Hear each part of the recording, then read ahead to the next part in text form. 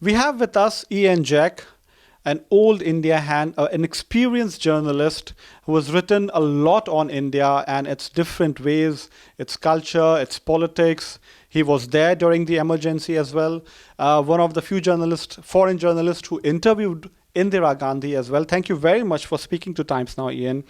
Prime Minister Modi is coming to UK, and it's been a long time since an Indian PM was here in London. What is the mood like in the British establishment?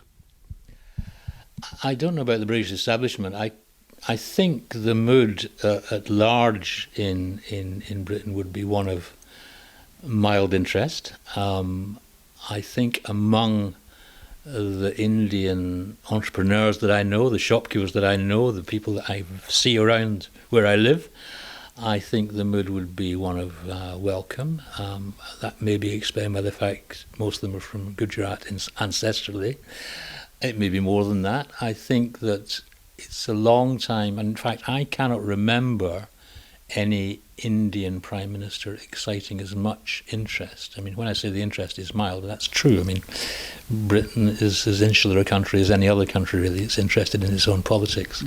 But when it comes to foreign politicians, I'd say there was an interest in Mr. Modi, and in a way much more so than, say, in Rajiv Gandhi or even in Mrs. Gandhi, I think, because he's a new kind of politician as far as we're concerned from India. I mean, he's a man who grew up in a relatively underprivileged background, who made good, who seems to be a powerful orator, and he seems a kind of bigger figure in a way than other Indian prime ministers have been recently. So there's some interest in him, definitely. As for the British establishment, well, they seem to have put all their beans in with relations with China more than India, which is a surprising thing to have happened so radically and so quickly recently. That will go a long way, or at least will go in some way cementing those old ties.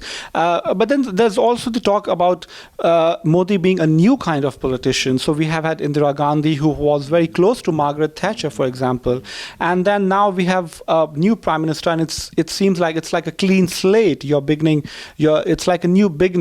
How far do you think this visit will go in kind of reviving some interest, maybe boosting trade ties?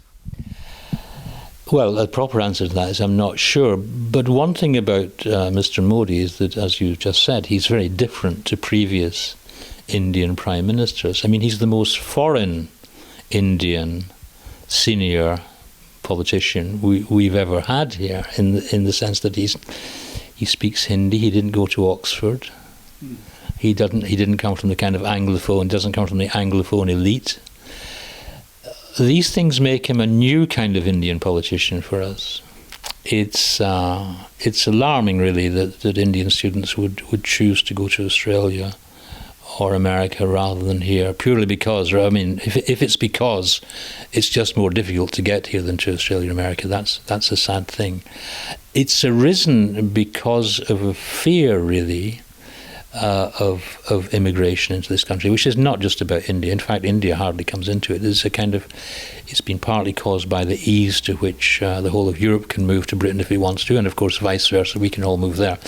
But mainly recently, it's certainly been an inflow from Europe. And so immigration has become an issue here, and a government which cannot control what happens between continental Europe and Britain. It can't control flows of people because freedom of movement's a right within the EU. It cannot do anything about that.